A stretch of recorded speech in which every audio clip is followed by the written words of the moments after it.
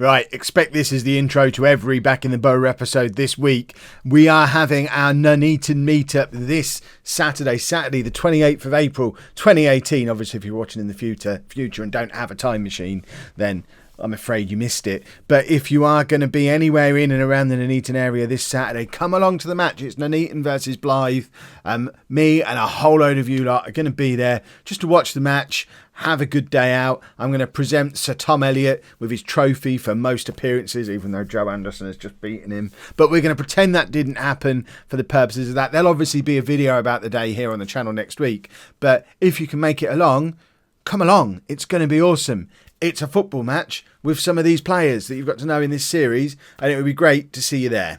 Hello and welcome to part 82 of Back in the Boro. I'm Kev, and coming up on today's episode we have two huge matches for us actually. We've got our big local derby at home against Coventry, and then we're away against Sunderland. In fact, if you look at those next four matches, to me that doesn't look very League One. I know Sunderland have just been relegated in real life. Coventry have been down in the lower league doldrums for many years now, but you know, I'm a 35-year-old man. That looks like a run of Premier League games in my head. So it's going to be a challenging time. If we're still up around the promotion spots at the end of this run of four games, then I think we've got a massive chance to have a really, really good season. And it has been going well since you were last with me. We have lost in the Checker Trade Trophy, but absolutely no one cared, so it doesn't matter. What does matter is that we've won 2 games in the league. Dan Fisher's started scoring, which is always good, as has Ricky German, as has Lee Weaver, as has Josh McDonald. We've got 4 strikers, all scoring goals. This is all positive stuff, and this is the team that we're going to be putting out there today for the big local derby against Coventry. And goodness me, what's that we've got in goal? We've done a new record signing, everybody. Tiernan Parker, it's come in for £8,000 from Fulham. He was actually scouted better than this. 2.5-star current ability. He was supposed to have some potential as well. Apparently he doesn't. So he's not actually probably any better than Robbie Nadat. But I've spent £8,000 on him. Goodness me, am I going to play him? And if he turns out to not be any good, we can always bring Nadat back in. Or we've got Beard knocking around somewhere as well. You lot were very taken with the fact that I signed a Beard and a Barber both in the same transfer window. But it looks like we're not going to see much of Beard. Now Tiernan Parker's here. And we'll have a little look at him. As much as I love Robbie Nadat, some of the mistakes he's made recently, I'm starting to question if he's as good as I thought he was. So we've got Parker in goal. A back four of Anderson, Hughes, Sawyer and Ibrahim. And by the way, a few people not very impressed with Ibrahim as the greatest transfer business in history. I think you need to put that in context of the fact we're Nuneaton and we've never previously sold a player for more than £250,000, and we only got near that once. So to pull off the deal we pulled off there, that would be like, I don't know, it would be like Manchester United selling their reserve right back for £100 million and getting him back for 2 years on loan. I don't know who Man United's reserve right back is, but that's effectively what we've done with Ibrahim. I think that's cracking business, financially anyway. It might not have improved the team, but goodness me, has it improved our financial situation and the structure of the club, because we've been able to spend that money on training facilities and youth facilities and data analysis facilities that we just didn't have before. And that makes it a massively important deal for the future of the club. Our midfield is Johnson, White and Fletcher, and then we've got Ball in behind Weaver and Fisher. Let's get into the game and hopefully go and stick a whole bunch of goals past Coventry, because they are the only rivals we have left now. All the other rivals on our rivals page on the club details, we've left them all behind down in non-league. The only rival we've got now are Coventry. So we need to be beating them on a regular basis. And looking at the early shake-up of the league table, it looks like both us and them are going to be competing for playoff positions this year. So not only do we want to beat them for local bragging rights, we want to beat them because we want to beat everybody who's going to be in and around those playoffs, because we want to get promoted this year. We've had our year getting used to League One. Now we want to continue the charge up the league. We want Championship football next year. And conceding a goal early on isn't the route to getting that. And I think we all have to blame Tiernan Parker. Robbie Nadat would have saved it. Let's have a little look. I would like to point out that the whole Parker thing shows just how hard it has been to try and replace Nadat, People talk as if it's so easy to find a new goalkeeper. Parker is the first one in like 4 seasons. Weaver's grabbed an equaliser almost straight away, and their keeper made a bigger mistake than Parker did. But Tiernan Parker is the first keeper in, I mean, how long has Nadat been in goal? 3, 4 seasons? Parker is the first keeper in that entire time who my scout reports have told me is A, affordable, and B, better than Nadat. 4 years of not being able to find a keeper better than Nadat. We finally bring one in, and my coaches say, I mean, are you serious? This guy's no better. He's basically the same. This is another 2.5-star keeper. Where's our 4-star keeper that we wanted? They don't exist. You can't get affordable 4-star keepers, at least scouting the way I'm scouting, which is using the scouting system.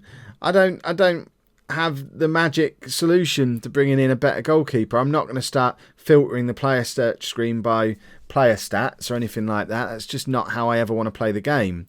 But yeah, there doesn't seem to be a significant goalkeeper upgrade anywhere in the lower leagues. And part of that, I think, is because goalkeepers in general aren't very good on FM18. So we're just going to have to make do with having a rubbish keeper, but at least all the other teams have got one as well. We've just gone into the lead on 34 minutes. It's Fisher with another nice finish. You can't blame their keeper for that one. Dan Fisher just being as prolific as ever, and he's decided this is going to be a season where he scores an absolute hatful of goals again. He wants to be a championship striker next season, whether it's for us or elsewhere. He was close to having to leave this summer. There were teams interested in him. But only after the Ibrahim deal did we slap £1 million price tag on Dan Fisher, and that kind of put a few people off. But if we're still in League One next year, there's every chance we're going to have to try and pull off another piece of business like Ibrahim just to keep ourselves financially afloat, and that might end up being Dan Fisher. So we kind of need to get promoted to try and keep him at the club.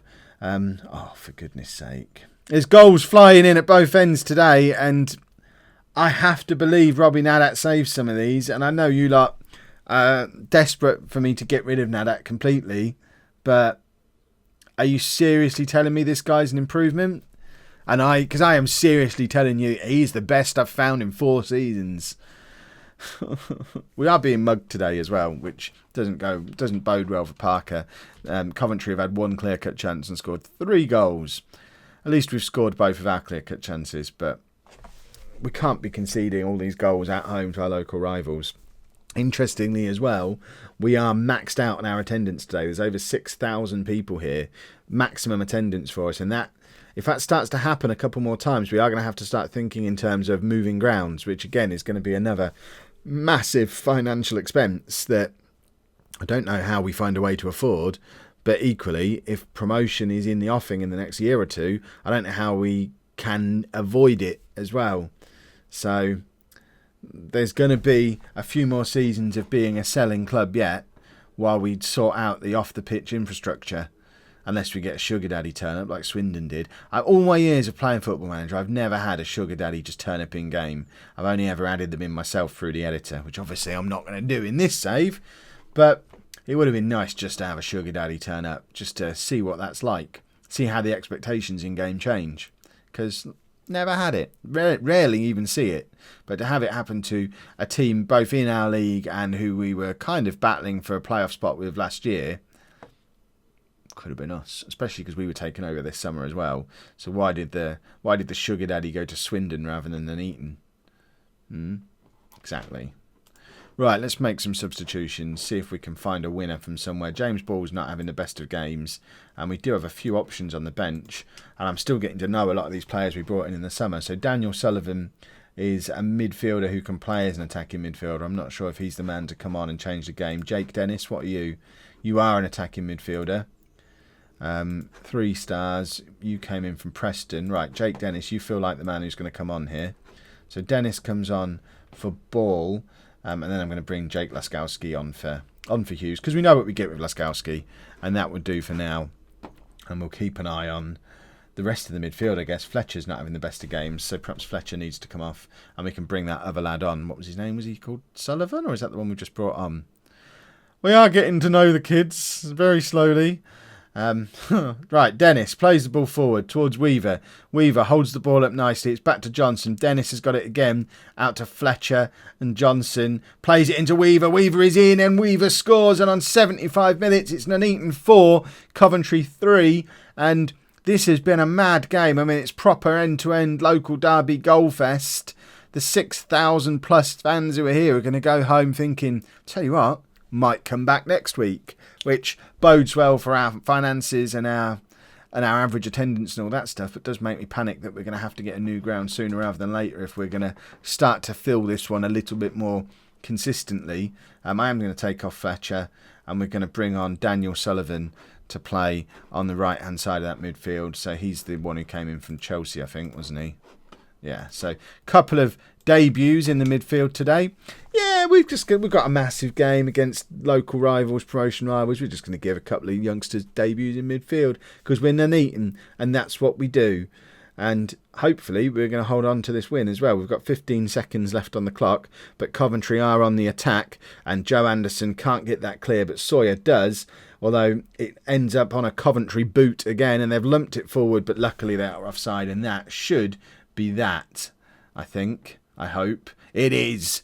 Nuneaton 4, Coventry 3, and now we go into the Sunderland game. Sunderland are in a relegation battle already. And hopefully we can pick up a win in front of an even bigger crowd than the one we just played in front of. Just the one change for the Sunderland game, then Barber coming in for White in the midfield just because he's a natural carrier. It gets everyone closer to their better positions. And I think the midfield was where we conceded a lot of possession against Coventry and going away from home against Sunderland. I know they are rock bottom of the league, but they're still Sunderland. And I am a little bit afraid. Robbie Nadat, by the way, not even on the bench today. I let the assistant pick my subs again. And Beard got on the bench ahead of Nadat. Poor old Robbie Nadat has all of a sudden become our third choice goalkeeper. I feel awful. He only got Twitter over the weekend, bless him. He's a bit slow to adopt technology. He appeared on Twitter. They've got Lions up front for them, Sunderland. The player we had here last year who scored a lot of goals for us early on in the year. And I chuckled a little bit when they paid 70 grand for him because I didn't really understand why they wanted him. Because we'd decided, I mean, he scored goals for us early in the year, but we decided he wasn't actually good enough for us. But for him to go to Sunderland, I guess Sunderland, maybe they're in financial problems. We might have to have a little look at them and work out how they've gone from being promotion challengers last year to being stuck in the relegation zone and playing our reject up front this year, because that just seems a little bit mad. But they have gone 1-0 up after 26 minutes. We're not going to panic. We showed against Coventry we can concede goals and still be fine. But I don't think it's necessarily a habit we need to... I mean, Parker's not even looking. Punch the microphone now. Apologies if you're wearing headphones, but Parker's not even looking and didn't even motion to try and save that. Didn't even pretend he was having a go the way Nadat does. If there's one thing about Robbie Nadat, it's that he always pretends he's having a go. Whereas Parker, I'm definitely not sold on him yet. And I thought Lions was going to grab a goal, and it would be typical if Lions goes and grabs a goal for them. He'll probably end up top scorer in the division or something ridiculous after I've rejected him. I still maintain we've got 4 strikers better than him now. But I imagine he probably disagrees with me. Ricky German hasn't exactly set the world alight since he's come in. You could argue that we could have kept Lions and not signed German. Lions would have been on less money. Might have ended up better for us, but we won't get too bogged down worrying about that. We need to maybe shuffle things around fairly early on in this second half, though, because we can't be losing against bottom of the table Sunderland. That's just silly. We've not even created a proper chance yet. We've not had a shot on target yet. In fact, 9 shots, not one of them on target. The front 3 should all be looking over their shoulders, knowing that they're probably all going to come off in a minute if they don't sort their act out. We scored 4 goals in the last game. How do we go from scoring 4 goals in the last game to being rubbish in this one and not even having a shot on target in 70 minutes of football? Right, Fisher, you can come off for McDonald. I might swap those 2 over, actually. Actually, no, I won't. I'll keep them like that. Ball, we're going to bring Richardson on for Ball, because I like Richardson. He's the lad we've got on loan from West Ham, I think. He is. So we'll get him in there for now. And I'll take Weaver off in a minute as well if I have to. We can push Richardson up front if need be and bring what's-his-face on into midfield. Fletcher missing. So what's that? 12 shots now, not one of them on target. I mean, it would be nice. I would consider it an achievement at this point if we could have a shot on target before the end of the game. This is just ridiculous. Weaver off. We're going to bring Sullivan on for you. And we're going to stick Richardson up front and do that. Just to try and get some different players in shooting positions. Because we've now had 15 shots and not one of them is on target. This is utterly insane. This doesn't happen. Why is this happening? Let's have a last minute equaliser, please. Because I'm going nuts. No, we're offside. I mean, how is that a thing? 15 shots, not one on target from a team that up until this point had been relatively free scoring. I give up with this game sometimes. I just give up with this game sometimes. Right, I just want to have a little look at Sunderland before we all depart, just to try and work out why they are in the mess that they're in. Their finances are okay. They've been in League One for a long time now. But why is John Lyons in their team? I don't understand. I'm sure they have their reasons. I don't get what they are, though. And if you have enjoyed that, please make sure you leave a nice big thumbs up on there for me. Subscribe to the channel for daily Football Manager videos. And thank you very much for watching.